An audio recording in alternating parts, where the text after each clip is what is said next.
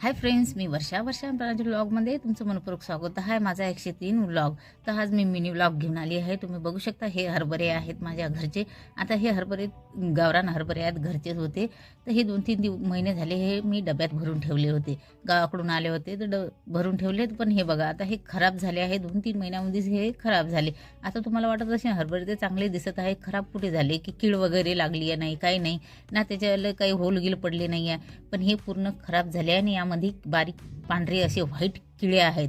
जे तुम्ही हे फोडसान तर तेव्हा तुमच्या लक्षात येऊन जाईल की खरंच हरभरे खराब झाले आहे. आता जे शेतकरी लोक राहतात ते बघून जाणे ओळखता, पण जे शहरात राहता 2-2, 3-3 महिन्याचा किराणा भरून ठेवता आणि मग ते खराब होऊन जातात तरी आपल्या लक्षात येत नाही. तर हे कसे ओळखायचे हे खराब झाले की नाही? तर तुम्ही बघू शकता याला असे पांढरे डाग पडलेले असतात आणि काळे पण डाग आहे. त्यामध्ये पांढरे असे बारीक छोटे असे किडे असतात.